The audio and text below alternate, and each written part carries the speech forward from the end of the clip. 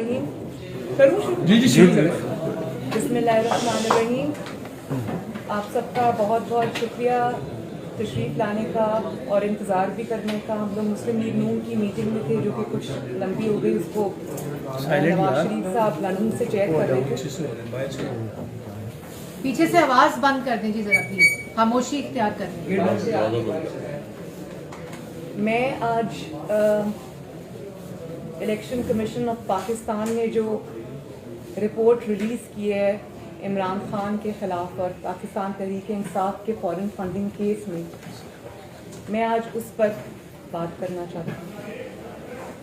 और पीसीपी की जो रिपोर्ट आई है उसमें जिस किस्म के होश उड़ा देने वाले हक़ाइक़ शामिल हैं, उन हक़ाइक़ ने जो इमरान खान के चेहरे पर जो एक बचा खुचा शायद निकाब था वो भी खींच दिया है, और उसमें इमरान खान का जो चेहरा है वो बिल्कुल पूरे पाकिस्तान को बल्कि पूरी दुनिया को वाज़े नज़र आ रहा है। और वो इंकशाफात जो उस रिपोर्ट्स में हैं वो इस किस्म के इंकशाफात हैं कि उससे कौम का दिमाग चकरा के रह गया। इसमें कोई दो राय नहीं है, इसमें कोई शक नहीं है कि पाकिस्तान की तारीख के अंदर किसी सियासी जमात के ख़िलाफ़, किसी सियासी जमात के सरबराह के ख़िलाफ़, किसी लीडर के ख़िलाफ़ इस किस्म के इल्ज़ामात तो दूर की बात, मैं तो कहती हूँ इल्ज़ामात की जो नाकाबिले तस्दीक जो सबूत सामने आए हैं, ये हमने कभी पाकिस्तान की तारीख में ये नहीं देखा। और आप ये देखें कि रिपोर्ट के जो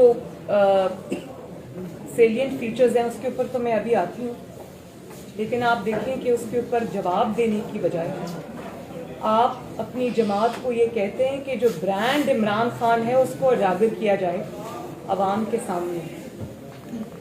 तो ब्रांड तो आपका बन चुका। ब्रांड आपका ये है कि नालायकी, नाअहली, करप्शन, झूठ, साजिश, लूटमार, होशरुबा महंगाई, माशी तबाही, बेरोजगारी, गैर मुल्की, गैर कानूनी फंडिंग के मुजरिम, ये है आपका ब्रांड। अवाम की रोटी छीनने का मुजरिम। इस मुल्क में हुकूमत नाम की अगर कोई चीज़ नहीं है तो ये है आपका ब्रांड। तो ये ब्रांड तो अब खुल के सामने आ चुका है। और अब आपकी जो जिस तरह से आप एस्केप करते रहे हैं, भागते रहे हैं, फरार इख्तियार करते रहे हैं, अब वो मौका आपको नहीं मिलेगा इंशाअल्लाह ताला। तो रिपोर्ट के ऊपर पहले आ जाएं। 26 टोटल अकाउंट्स थे according to State Bank of Pakistan. ये मेरे हकायक नहीं है या ये PMLN के दिए हुए हकायक नहीं है, ये स्टेट बैंक ऑफ पाकिस्तान के हकायक हैं। 26 अकाउंट्स थे टोटल, जिसमें से 18 अकाउंट्स एक्टिव थे PTI के स्टेट बैंक के मुताबिक, और उसमें से सिर्फ 4 जो थे वो PTI ने डिक्लेयर किए हैं इलेक्शन कमीशन ऑफ पाकिस्तान के सामने। और सिर्फ ये कि झूठ नहीं बोला, बल्कि इन्वेस्टिगेशन को सबोटाज करने की पूरी कोशिश की। सबसे पहले मैं कल इमरान खान साहब का ट्वीट पढ़ रही थी और कहते हैं मैं बड़ा वेलकम करता हूँ और ये बड़ा अच्छा हुआ, ये हुआ। कुछ वज़रा के मैं बयानात सुन रही थी, उन्होंने कहा हम सुरखरू हुए। किस चीज़ में आप सुरखरू हुए? सबसे पहले तो आप भागते रहे 7 साल, आपने ताकत का, धौंस का, धांधली का इस्तेमाल किया इस फॉरेन फंडिंग केस के को आगे चलने से रोका, आगे बढ़ने से रोका। और फिर जब आपको पता चल गया कि अब नागुज़ीर है और हकाइक सामने आएंगे, लोग इलेक्शन कमीशन से सवाल पूछ रहे हैं, तो आपने फिर रिपोर्ट रिलीज़ ना करने की बार बार कोशिश की और आपने उनको धांधली से, धौंस से, ताकत के ज़रिए आपने प्रेशराइज कराया कि रिपोर्ट ना रिलीज़ की जाए। तो फिर आप देखें कि इलेक्शन कमीशन की ज्यूरिसडिक्शन चैलेंज कर दी, उससे भी बात नहीं बनी। तो डिलेइंग टैक्टिक्स यूज किए, 7 साल से ताखीरी हरबे इस्तेमाल किए, कभी एक बहाना, कभी दूसरा बहाना, कभी तीसरा बहाना। अब वो मुझे याद आता है कि अगर आपने चोरी नहीं की तो तलाशी क्यों नहीं दे देते। लेकिन बात यह है कि तलाशी देने वाले वो लोग होते हैं जिनके अंदर कोई खौफ नहीं होता कि हमने कोई जुर्म किया। नवाज शरीफ की तरह सीना तान के तलाशी वो लोग देते हैं। तो आपने तलाशी दी तो नहीं, ज़बरदस्ती आपकी तलाशी ली गई और आपका बाल बाल चोरी में, झूठ में, साजिश में डूबा हुआ निकला। उसके बाद जब आपने रिपोर्ट पब्लिक ना करने की पूरी कोशिश की, दबाव डाले रखा ईसीपी के ऊपर, आपको फॉरेन फंडिंग मिली यूएस से, यूनाइटेड स्टेट्स ऑफ अमेरिका से, मिडिल ईस्ट से, ऑस्ट्रेलिया से, कनाडा से, इंग्लैंड से, और आपने 2 कंपनीज पीटीआई ने एस्टैब्लिश की, एक टेक्सास में, एक कैलिफोर्निया में, 2010 और 2013 के दरमियान में। और इमरान खान साहब खुद उन दोनों कंपनीज के चेयरमैन थे। फिर कुछ कंपनीज ऑस्ट्रेलिया और कनाडा में भी थी।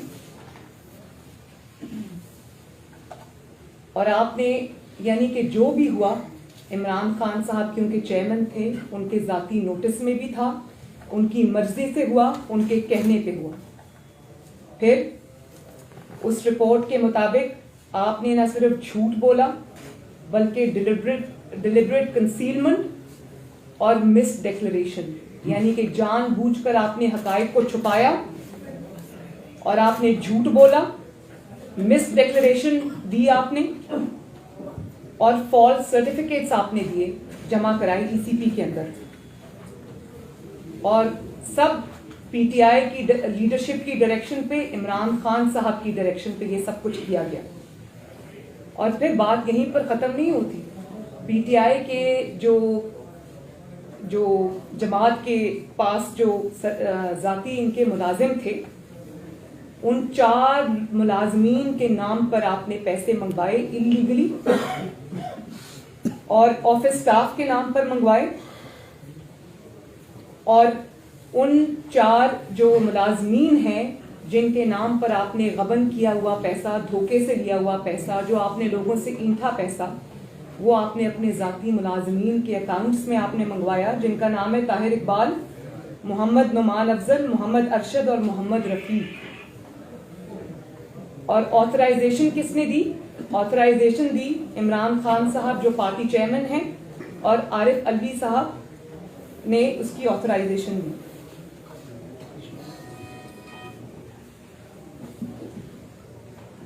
इमरान खान साहब प्रिंसिपल सिग्नेटरी हैं फॉरेन फंडिंग अकाउंट्स के। Being the chairman of the party, आपने false certificates, fabricated certificates ECP में जमा कराए। आपने सारी इंफॉर्मेशन कंसील की, छुपा के रखी, झूठ बोला। आज तक झूठ बोलते आ रहे हैं।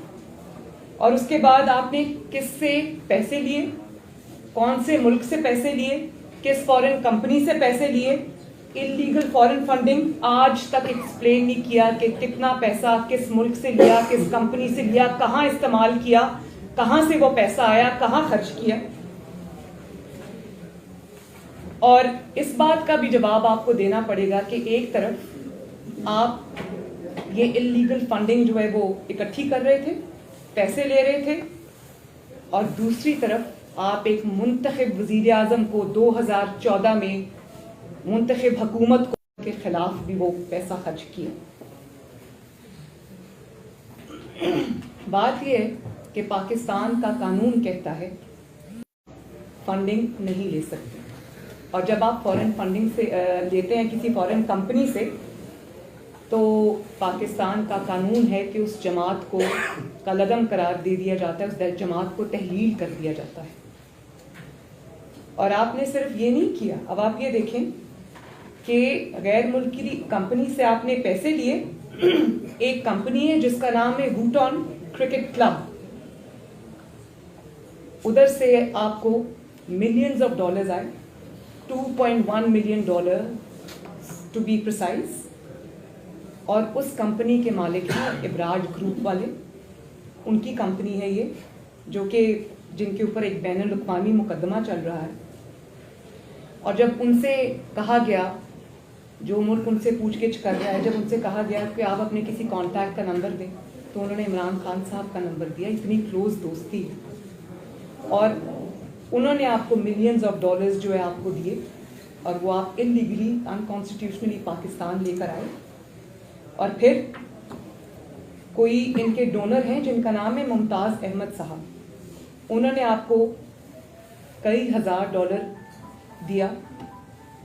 और उसके बदले मैंने पहली दफ़ा एक इमरान खान शख्स देखा है जिसने रिश्वत को, नेकेड रिश्वत को, जिसने डोनेशन का नाम दिया। और आपने रिश्वत उसने दी, आपने ली, वो बात तो अलग है। लेकिन देखें, सबसे बड़ी जो यहाँ पर क्रिमिनल बात है, मुजरिमाना जहाँ पर आपने फेल किया, वो आपने ये किया कि एक तो आपने इलीगली लोगों से पैसे लिए, उसके बाद आपने सरकारी ख़जाने से, पाकिस्तान के अवाम के हार्ड अर्नड पैसे से, पाकिस्तान के अवाम के खून पसीने की कमाई से आपने उनको कॉम्पनसेट किया। उस $24,000 जो मुमताज़ अहमद साहब ने इनको दिया, उसको आपने नथिया गली में एक होटल का लाखों डॉलर का कॉन्ट्रैक्ट पकड़ा दिया। और फिर उसको कोई स्पेशल पोजीशन भी अपनी हुकूमत में अता की। तो अगर आपने उस रिश्वत का कोई नेमुल बदल उनको देना था, तो आपको ये हक किसने दिया कि आप आवाम के जो पैसा है और जो टैक्स पेयर का पैसा है, आप उस पर उनको कॉम्पनसेट करें और उनको फेवर्स दें? ये हक आपको किसने दी? बात यह है कि इतनी बड़ी चोरियां तो बड़ी हैं, लेकिन जिस दीदा दलेरी से और जिस सीना जोरी से वो चोरी की गई और उस पर जिस तरह झूठ बोला गया, मैं नहीं समझती कि इसकी मिसाल पूरे 74 या 75 ईयर्स में मिलती है। और हमें क्या सुनाया जाता था? हमें बारहा मज़हब का नाम इस्तेमाल किया जाता था, अपने जो काले करतूत हैं उनको छुपाने के लिए मज़हब का लिबादा उड़ाया जाता था। ये भी सबसे बड़ा जुर्म है। हमें हज़रत उमर की रज़ी अल्लाह ताला अन्हु की कहानियाँ सुनाई जाती थी, उनके किस्से कोट किए जाते थे, बार बार रियासत मदीना का जिक्र किया जाता था। और हमें कहा जाता था कि ताकतवर कानून के नीचे होगा तभी इस मुल्क में तब्दीली आएगी। तो मैं आज ये पूछना चाहती हूँ कि आपने अपनी ताकत और धौंस और धांधली का और इस्तेमाल करते हुए आपने क्यों 7 साल इस रिपोर्ट को रोके रखा? आपने क्यों इस जो इन्वेस्टिगेशन है उसको रोके रखा? आपने क्यों ईसीपी पर दबाव डाला कि वो इसको जो है वो ना उस पर आगे बढ़े, ना इसको रिलीज़ करे रिपोर्ट को? तो ताकतवर, जब आपके पास ताकत आई तो आपने ये इस्तेमाल किया ताकत का। हर किसी ने पाकिस्तान में जवाब दिया। नवाज शरीफ साहब ने अपनी 3 नस्लों का जवाब दिया, अपने नाकर्दा गुनाहों का जवाब दिया, मैंने जवाब दिया, मेरे आसपास जितने लोग बैठे हैं मुस्लिम लीग नून के, उन्होंने जवाब दिया। बाकी जमातों ने आपका एक जो अताब है, आपका जो इंतकाम है वो सहा। आप में कौन से सुरखाब के पर लगे कि आपकी जब बारी आती है आप चुप करके झूठ बोल के ताकत का इस्तेमाल करके आप एहतसाब से निकल जाते? जब आपसे अभी बीआरटी का आज भी एहतसाब करने की इजाज़त नहीं दी जा रही, जो बीआरटी पेशावर में बनी है, उस पर भी आपकी हुकूमत सांप भर के बैठी है। उसके बाद आप आ जाएं, जो गैर मुल्की तोहफे आपने लिए, गैर मुल्की सरबराहों से लिए, और आपने क्या जवाब दिया पाकिस्तान के अवाम को कि मैं नहीं दूंगा जवाब, मेरा जो करना है कर लूँ। इसी तरह आपने ईसीपी की रिपोर्ट को भी रोके रखा। और ना सिर्फ ये कि फॉरेन फंडिंग की जो आपने जिस तरह से झूठ बोला, गबन किया, आपने माफियाज की सरपरस्ती की। आटा माफिया, चीनी माफिया, एलएनजी माफिया, बिजली माफिया, आपने उन सबको नवाजा। आपके राइट लेफ्ट आगे पीछे सब उन लोगों की एक माफियाज की सरपरस्ती है, और आपने उनको मजबूत भी किया। और आपने उनकी तरफ से आंखें बंद किए रखी, पाकिस्तान के अवाम उसको भुगतते रहे। उन्हीं की वजह से ये महंगाई आज जो आप देख रहे हैं, महंगाई का जो सैलाब आया पाकिस्तान में, वो सब इमरान खान के माफियाज की वजह से आया।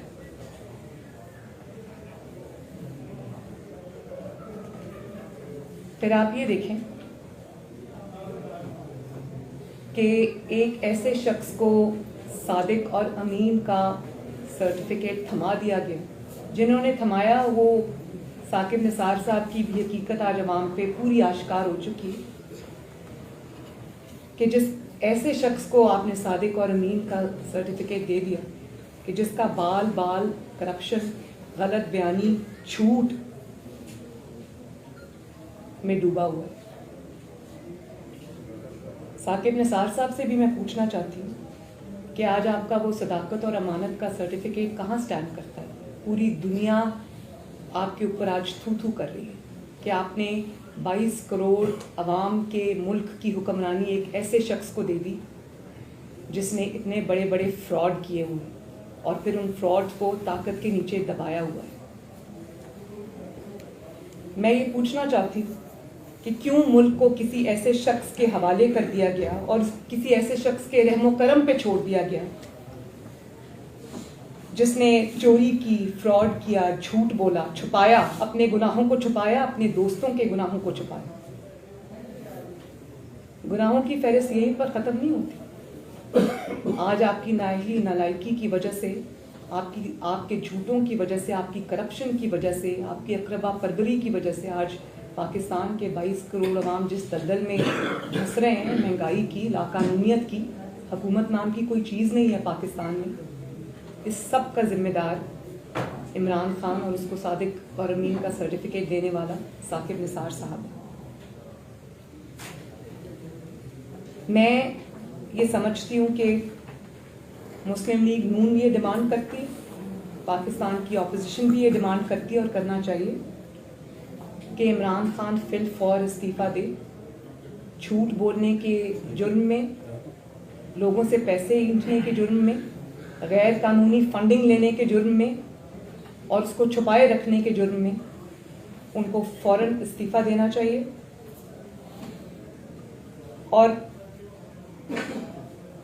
उनके खिलाफ झूठ बोलने के लिए, कंसीलमेंट के लिए, मिस डिक्लेरेशन के लिए, मिस स्टेटमेंट के लिए उनके और उनकी जमात के खिलाफ कार्रवाई होनी चाहिए।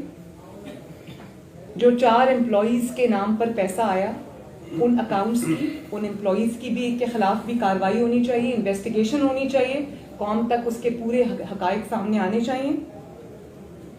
और अभी तक जो पीटीआई के अनडिक्लेयर्ड अकाउंट्स हैं जो उन्होंने झूठ बोल के कंसील किए, उन सब के ऊपर जो है वो इन्वेस्टिगेशन होनी चाहिए।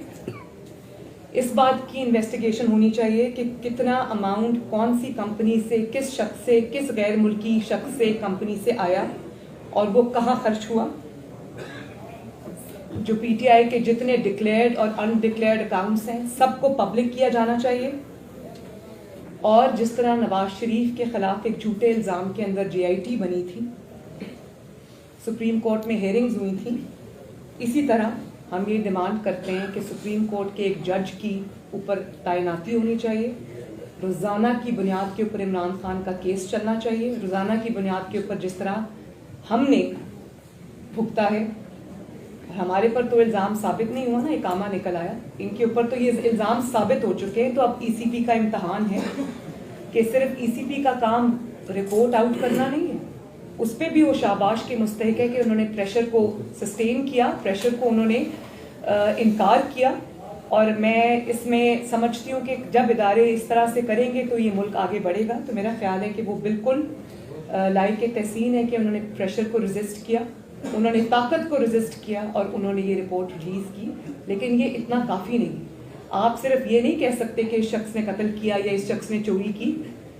कानून का काम है कि उस शख्स को कटहरे में लेके आना और उसको सज़ा देना कानून और आइन के मुताबिक। तो रिपोर्ट रिलीज़ करने से सिर्फ काम नहीं होगा। इसमें जिस तरह से आपने बाकी लोगों को, बेगुनाहों को जेल में डाला, इसी तरह ECP को इस पे जो भी कानून के मुताबिक सज़ा बनती है वो इमरान खान को और पीटीआई के जो सरकर्दा रहनुमा हैं उनको देनी चाहिए। और अब इम्तहान जो है वो ईसीपी का भी है और उन इंसाफ देने वाले इदारों का भी है, अदलिया का भी है, जो नवाज शरीफ के वक्त में तो हम बड़े एक्टिव थे ना और दौड़ दौड़ के सब कुछ हो रहा था। तो अब तो इल्ज़ाम साबित हो चुके हैं, तो कौम उस इंसाफ की जो है वो मुंतज़िर है। वक्त आ गया है कि इंसाफ का बोल पाकिस्तान में भी बोलबाला हो और कौम ये देखना चाहती है कि जिसके खिलाफ इतने बड़े बड़े नाकाबिल तरदीद सबूत आ चुके हैं, उसके खिलाफ अब इंसाफ देने वाले इदारे क्या एक्शन लेते हैं, ईसीपी क्या एक्शन लेता है। और ये मेरी ख्वाहिशात के मुताबिक या मुस्लिम लीग नून की ख्वाहिशात के मुताबिक नहीं, ये पाकिस्तान के कानून के मुताबिक मैं आज ये अपील कर रहा हूँ। तो अब बॉल जो है वो कानून और इंसाफ के इदारों की कोर्ट में। मैडम, बीइंग अ पॉलिटिशियन आप